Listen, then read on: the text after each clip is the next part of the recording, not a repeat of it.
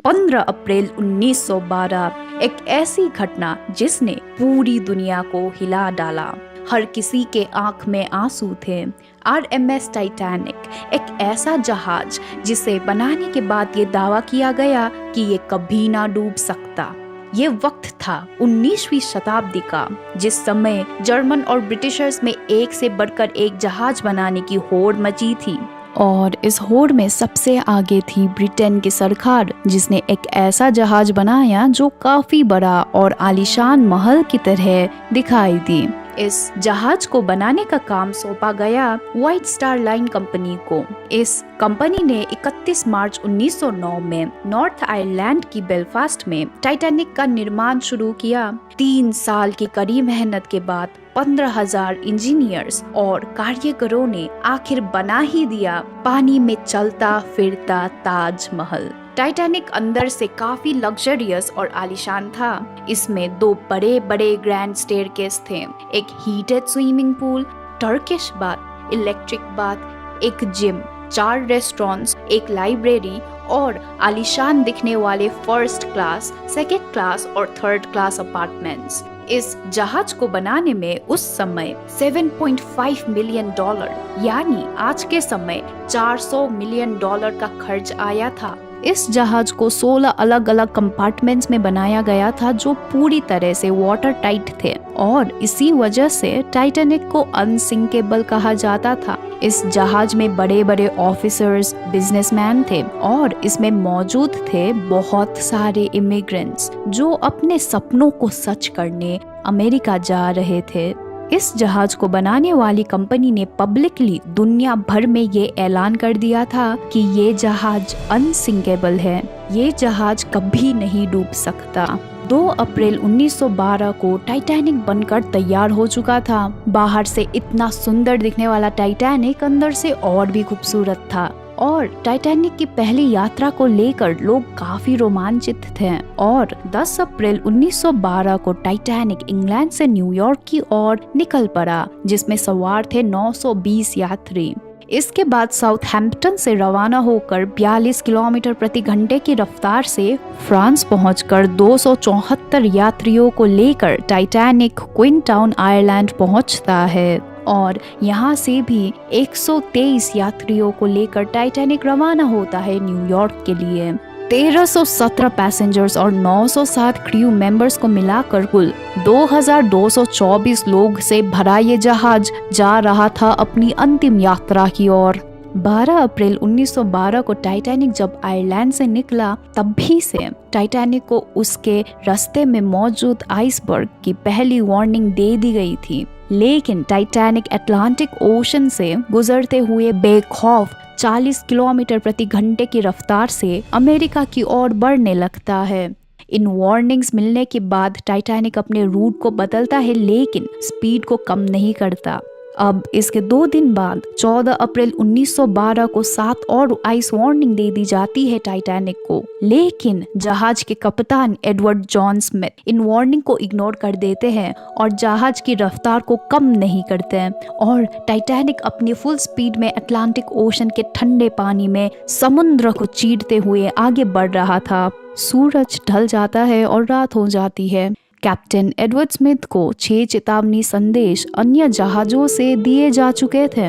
अब इन चेतावनियों को ध्यान में रखते हुए 14 अप्रैल को दोपहर 2 बजे कैप्टन स्मिथ ने व्हाइट स्टार लाइन के चेयरमैन और मैनेजिंग डायरेक्टर जोसेफ ब्रूस को आइस वार्निंग के बारे में बताया, लेकिन जोसेफ ब्रूस ने कैप्टन स्मिथ पर प्रेशर बनाए रखा कि टाइटैनिक की स्पीड को धीरे नहीं करना है, क्योंकि वो चाहते थे कि उनकी कंपनी का ये जहाज मात्र 6 दिन में अपनी यात्रा पूरी करके एक रिकॉर्ड कायम कर सके।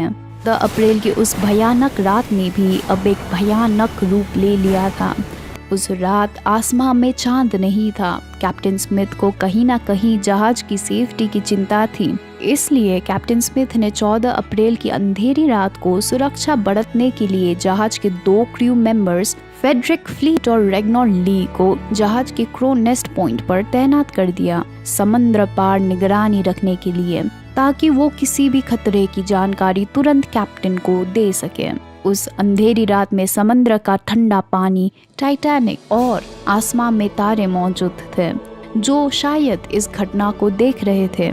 अचानक 11:39 पर फेडरिक फ्लीट ने जहाज के सामने एक बड़ा सा काला पहाड़ देखा। उसे बर्फ की चट्टान नहीं दिखी, लेकिन फिर भी फेडरिक तुरंत समझ गया कि उनके रास्ते में साक्षात मौत खड़ी थी, यानी आइसबर्ग। ये देखकर फेडरिक ने 3 बार घंटा बजा दिया और फिर तुरंत फोन करके खबर दी, हेलो सर, बर्फ की एक चट्टान हमारे बिल्कुल सामने है। सभी अफसर जहाजों को मोड़ने की कोशिश करने लगे, लेकिन अचानक अरफा तरफी में जहाज को लेफ्ट की जगह राइट में मोड़ दिया गया, जिस वजह से टाइटैनिक आइसबर्ग से दूर जाने की वजह उसके और करीब आ गया। और इसी वजह से 11:40 पर उस बड़े आइसबर्ग ने जहाज के निचले हिस्से को चीर कर रख दिया। यह टक्कर इतनी भयंकर थी कि इस टक्कर से 3rd क्लास में बैठे यात्रियों को एक बड़ा झटका लगा।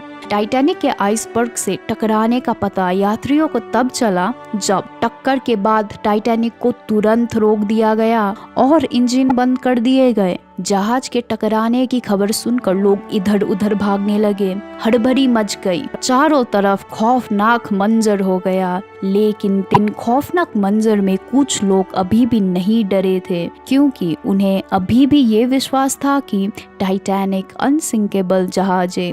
लेकिन कैप्टन स्मिथ का भ्रम टूट चुका था और टाइटैनिक के आइसबर्ग से टकराने के 20 मिनट बाद रात के 12 बजे कैप्टन स्मिथ ऑर्डर करते हैं कि तुरंत रेडियो पर डिस्ट्रेस कॉल भेजो, ताकि आसपास मौजूद जहाज हमारे सिग्नल को पकड़ ले और हमें बचा ले। सीनियर ऑपरेटर जैक फिलिप लगातार एक के बाद एक डिस्ट्रेस सिग्नल भेजते रहे, लेकिन अगले 20 मिनट तक कोई रेस्पॉन्स नहीं आता। सब घबरा जाते हैं, पर कुछ ही देर में आरएमएस कार्पेथिया जहाज जो टाइटैनिक के पास मौजूद था वो इस सिग्नल को पकड़ लेता है। लेकिन आरएमएस कार्पेथिया टाइटैनिक से काफी दूर 107 किलोमीटर की दूरी पर मौजूद था और अपनी टॉप स्पीड से चलने पर भी इस जहाज को टाइटैनिक तक पहुंचने में 3.5 घंटे लग जाते। वहीं टाइटैनिक पर आइसबर्ग से टक्कर की वजह से निचले कंपार्टमेंट्स में पानी भरने लग गया। इस वजह से 3rd क्लास में बैठे पैसेंजर्स ऊपर की ओर भागने लगे। ये सब देखकर टाइटैनिक के डिजाइनर थॉमस एंड्रयूज ने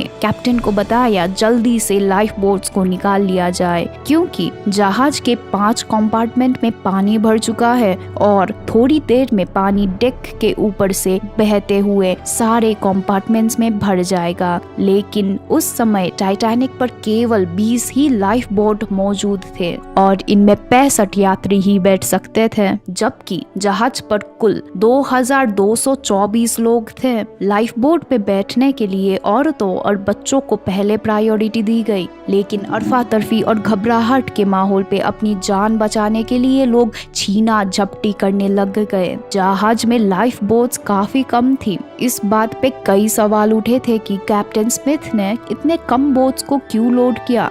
इतने खौफनाक माहौल में भी कुछ म्यूजिशियन उस रात म्यूजिक बजाने में लग गए ताकि मौत को बिना डरे हंसकर गले लगा ले। और कुछ लोगों ने तो इस सच को स्वीकार कर लिया था कि वो मरने वाले हैं, लेकिन मरेंगे एक दूसरे के साथ। अब वहीं दूसरी तरफ जहाज में 5 से ज्यादा कंपार्टमेंट में पानी भरने से जहाज के आगे का हिस्सा 10 डिग्री तक डूब चुका था और जहाज का भारी हिस्सा ऊपर उठने लगा। जहाज के ऊपर उठने की वजह से जहाज पर मौजूद लोग फिसल कर नीचे की तरफ आने लगे। 2:30 पर टाइटैनिक बीच से टूटकर अलग हो गया और मात्र 2 घंटे 40 मिनट पर कभी ना डूबने वाला अनसिंकेबल टाइटैनिक को अटलांटिक महासागर ने अपने आगोश में ले लिया। टाइटैनिक के सभी पैसेंजर्स -2 डिग्री के पानी में डूब गए और इस भयानक मंजर ने 1517 लोगों की जान ले ली।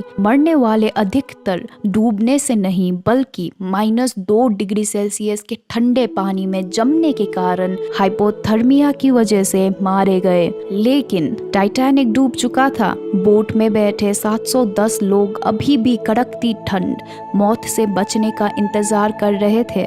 लेकिन सवाल अभी भी ये बना हुआ था कि जिस टाइटैनिक को अनसिंकेबल यानी कभी ना डूबने वाला कहा था, आखिर वह टाइटैनिक अपने पहले ही यात्रा में कैसे डूब गया। टाइटैनिक के डूबने से लेकर आज तक अलग अलग रिसर्चर्स की अलग अलग थियरीज सामने आती है। जहां कोई कैप्टन स्मिथ को इसका जिम्मेदार बताता है तो कोई टाइटैनिक के बनावट में कमी बताता है। लेकिन 2010 में शुरू किए गए एक प्रोजेक्ट में टाइटैनिक के डूबने का असली कारण जानने के लिए कई रिसर्चर्स की एक टीम ने आधुनिक रोबोट और हाई डेफिनेशन कैमरा की मदद से नॉर्थ अटलांटिक में डूबे टाइटैनिक को पूरी तरह स्कैन करके उसके हर छोटे बड़े टुकड़ों की 1,50,000 फोटोज और वीडियोस इकट्ठे करे। इसके हर पुर्जे का अध्ययन करके लगभग 2 साल के बाद सन 2012 में टाइटैनिक को वर्चुअली तैयार करके इसके डूबने की असली वजह जानने की कोशिश की और रिसर्चर्स ने पाया कि टाइटैनिक जहाज में कहीं कोई कमी नहीं थी,